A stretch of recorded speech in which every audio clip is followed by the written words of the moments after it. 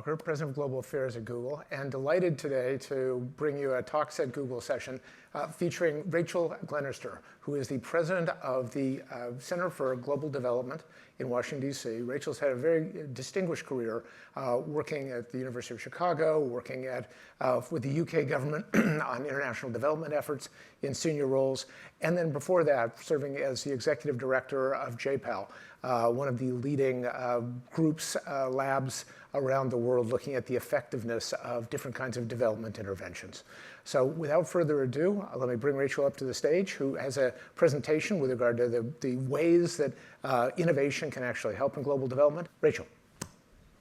Great, thanks very much, Ken. So thanks for joining.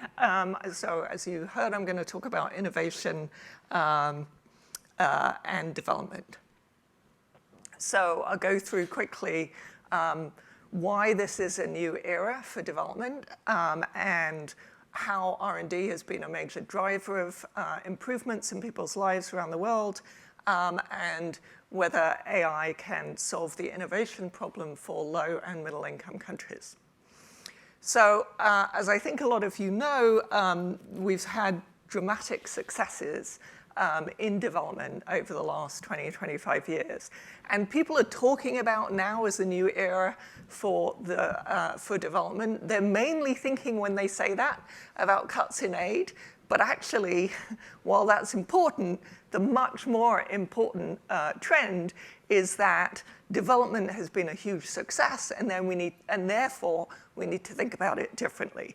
So there's been dramatic falls in poverty, number of people living in poverty, in child mortality, even in the poorest of countries. And also importantly, countries have changed. So it's not just individual lives that have changed, but countries have changed in the sense that, the number of countries who are low income status and therefore really need a lot of help to run, to be able to support the poor in their countries has fallen dramatically from 64 to 25 since 2000. And that means that a lot of the countries that we traditionally think of as developing countries are now middle income. They have a lot more money of their own to spend. And that means that development is a lot about influencing them. So in this new era, it means two things. One is that the end of poverty is actually a doable task. Just people have calculated that 0.3% of world GDP would be enough to lift every single person above the poverty line in the world. Now, that's assuming you could target it perfectly, but it gives you a sense of the order of the challenge.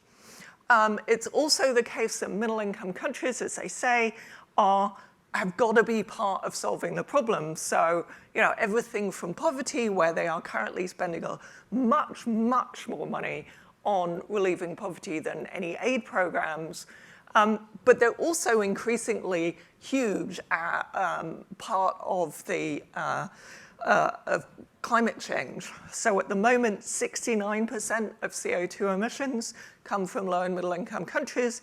Virtually none of that is from low-income countries. It's mainly middle-income countries. And even if you look cumulatively across, since the Industrial Revolution, 38% of all carbon emissions come from low and middle-income countries. So we can't solve these global problems without bringing in low and middle-income countries. So many countries can self-fund their exit from poverty, but what they're not doing themselves so far is investing a lot in the evidence, the R&D about what is effective, and also they aren't investing in the technologies that can help. We'll come on to some of those examples. And this table just shows you the percent of GDP that it would take to lift all the poor people in a given country above the poverty line. So you see countries like India, it's less than 1% is needed to lift everyone above poverty. So, India has the funding to do that on its own, whereas somewhere like Nigeria, it's still 8% of GDP. So I want to turn to the role of R&D in achieving the gains that we've just talked about. Now, it's not the only thing. So this is just a chart of growth in different kinds of countries. So the light blue is middle-income countries, and the dark is low-income countries. And you see this big burst of growth from the 1990s to 2010s. And that's because of a lot of things other than technology. You had a lot of countries coming out of communism. You saw big expansions in trade, joining the world economy, and that led to a big improvements and, getting rid of a lot of constraints in their policies. But technology has been a huge driver of improvements in lives. So just to illustrate the magnitude of this. So yes, rising incomes have helped improve health, but it's not just rising incomes. So like Vietnam's life expectancy today is the same as Italy's was in 1985, right? So when I was at college. And yet Vietnam's income is 65% of what Italy's was then. So in other words, you're getting much, much better health for a given level of income. Why? Because of things, cheap, easy-to-use health technologies like vaccines and vitamin A and insecticide-treated bed nets. So I'm not talking necessarily about really complicated, computers and AI. Like these basic technologies were invented by someone, tested by someone, and really made a huge difference. But as we'll come on to, most of the R&D that discovers those technologies is funded by rich countries, and even if it's done in poorer countries, it's aimed at the rich country market because that's where the money is. And another reason these simple-to-use health technologies are so important is that, even if you have highly trained doctors, the absenteeism rates in these countries are very high for the higher trained doctors, and there's a massive no-do gap, by which I mean the doctors know what they ought to do, but they don't do it. If you test them, someone with these symptoms, they know the right prescriptions, but when they actually face patients, they don't follow those prescriptions. So that's why these simple, easy-to-deliver technologies that can be delivered by very low human, less trained workers are so effective. Another kind of R&D that has been really important in driving these improvements is learning about what is effective. And this has really driven how governments spend their money. So this is just a chart of the number of new randomized trials in economics that have been registered in economics in low and middle income countries. So a massive increase in the number of trials. And that's been really important in helping ensure that money gets spent wisely. So if you look at this picture of a classroom in Kenya, you might have an immediate reaction as to what is missing. What should we provide this class to improve outcomes? Any thoughts from the audience about what's missing in this classroom? Any technology is missing, computers. Yeah, they don't. It's very overcrowded. It's large classrooms. I've been in classrooms with 140 kids in them, for example. Paper and like any equipment, any blocks or papers and pencil. I mean, often you have slates and chalk, like my dad used to have when he was at school in the UK. But yeah, lots of things that you could think are missing. And randomized trials were done on the impact of adding a lot of those things. Textbooks, no effect on learning. More teachers, no effect on learning. Computers in the classroom, no effect on learning. More equipment, I've got test tubes here, but could be blocks, Lego blocks, that kind of thing. No effect on learning. Just giving that cash, just that you could use to spend on anything that you want in the classroom. No effect on learning. So doing these tests is really important because our intuition about what is missing can be wrong about what's important. And what turned out to be important here was changing how teachers teach. You've heard about the reading wars in the US. Unfortunately, that is true in many low and middle income countries, that they are using out-of-date pedagogies, and instead, structured pedagogy and teaching at the right level are two kinds of programs that have proved extremely effective. You train the teachers. Now, when you train the teachers, you also give them books and some of these other things. But if you give the stuff without changing how they teach, there's no effect. And on ed tech, some ed tech works if you can get teachers to use it. But the biggest hurdle at the moment is teachers don't use it. So agriculture is an example where technology has been, again, relatively simple technology, has been really important in driving development. Most of the extreme poor live in rural areas. The Green Revolution brought in new ways, new seeds, new fertilizers, and you saw these big increases in yields in Asia and Latin America, increased in yields, reduced food prices, improved health, reduced fertility, and that combined led structural change. So there's some really important work done in this area where different seeds were introduced in different areas at different times, and so you can really follow the kind of macroeconomic impacts. So just a 10-year delay in the rollout of new seeds would have reduced GDP in 2010 by 17%. So huge impacts because it had all these knock-on effects. So we need these new technologies that are relevant. Is AI going to solve the problem? Maybe I'm biased here, but not without some economics. There's huge promise because it will reduce the cost of things like developing new seeds for Africa, new medicines, and so with lower costs of innovation, you would expect more. And indeed, I've talked to some people at Google, and they've said, well, we could use AlphaFold for some of these things, and then we'll put it out for free and give away the patents. But that's only the start of the process.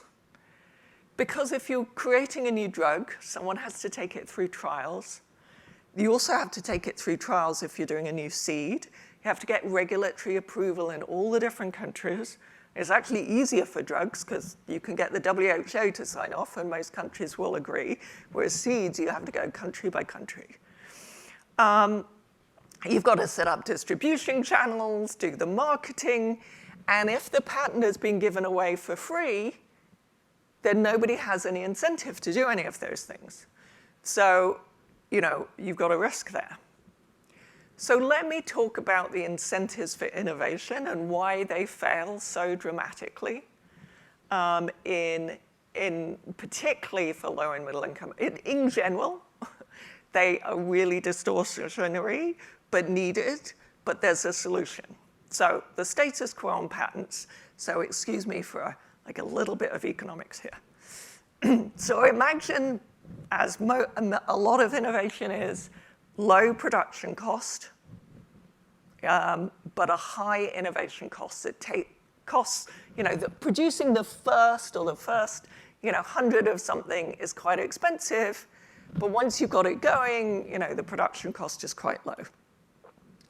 A typical demand curve is, downward sloping. You have few people who are willing to pay a lot, but most people will only buy it if the price is lower.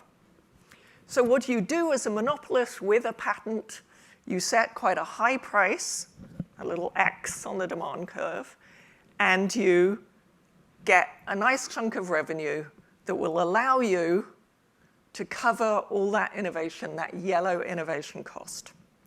But that misses out all those people down that demand curve. That whole triangle there is a lot of value to people who would have wanted to buy it at the cost of production, but don't get to buy it because you've set a high price in order to cover your innovation cost. So imagine an alternative, what we call an advanced market commitment. We have the same setup. Oh, sorry, let me just say that imagine if the top part of that curve, the people who are willing to pay a high price are the people who live in rich countries. And a lot of the people who can only afford a lower price are in low and middle income countries. And then imagine that this is a product that is only useful in low and middle income countries. It's a cassava or an improved, sweet potato. Sweet potatoes in Africa are very different from our sweet potatoes. And then you might not get the product at all, right? Because nobody can afford to pay the really high price. Or it's a vaccine for a disease that is only prevalent in Africa. So what you can do is offer to pay a certain amount of top-up if something is invented. And then you in exchange to that commitment to pay an innovator a top-up, in exchange for them charging a low price and then they'll do a high quantity. So you're effectively, as a donor, paying the innovation cost, but only if people buy it and find it useful. And so you're making it cost-effective to do the innovation. People have an incentive to do the innovation, but you get it out to lots of people. It solves the patent problem. Because you get all of that nice revenue of the AMC top-up, and you cover your production costs, and so you cover your innovation costs. So we've been working on how to do this, or what are some examples of the kind of innovations that we could do if we had that kind of incentive structure. So neonatal sepsis, you've probably heard of sepsis, bacterial infection in the blood, but it kills a lot of newborn babies. It's quite hard to tell whether they have sepsis, and they die really quickly. So in a matter of a day, you can die of sepsis, but the diagnostic takes 2 days to come back. So it's kind of useless. So at the moment, we both undertreat children who have sepsis, aren't picked up and die, and we overtreat people who don't have sepsis, and so you're getting a lot of antimicrobial, drug-resistant bacteria that can affect, can come back and haunt really the whole world. And we're already spending huge amounts of money trying to treat people with this drug-resistant diseases. And I met someone, when I was talking about AMR, antimicrobial resistance, who had one of these, and she was 32, and there was nothing they could do because she couldn't, none of the drugs worked anymore. So what we're proposing is 60 million pool mechanism where you have 20 million milestone payment for someone who creates a diagnostic that works fast and can be used in clinics in India or Nigeria or South Africa. Then they get some support to scale it up, but then also they get paid, as in the previous slide, or with in line with how many they actually sell. So that gives them an incentive to produce an innovation which is useful for everyone. So we estimate that will give 12% of sepsis deaths would be averted if there was a proper diagnostic, and 54% fewer unnecessary antibiotic courses. with a benefit-cost ratio of 78:1. So huge benefit-cost ratio. And people have the ability to do this, we think. There's just not an incentive. I mean, I've talked to a lot of innovators in India, and their response is, I came into this area to work on diseases prevalent in India, but I can only make money if I work on cancer and things that the US. I can only get money for my business if I'm working on something that is important to the US. So, implications for development. Development has changed dramatically, such that poverty in much of the world is an issue for domestic governments. But those governments don't invest in R&D, both learning what works and new medicines and seeds and other technologies that are relevant to those environments. And I think it's 67% of R&D is done in rich countries and 63% is done in rich countries and 27% in China. So basically nobody is doing R&D outside those countries. So R&D investment, including on what works, is a key priority for philanthropy and multiplies the investments being made by middle-income countries. Now, we haven't talked that much about the poorest countries who are still left at the bottom. They are facing much, much tougher situations than the other countries. Like, why did they not get out of the trap of poverty during that good time in the 1990s and 2000s? Because they face real issues, and so that's another priority. AI is reducing the cost of innovation, but it has to be paired with careful incentives if we're going to solve the most important problems in the world. Thank you. But thank you all for coming. Thank you for joining online. It's been a real pleasure. Thank you, Rachel. Thanks.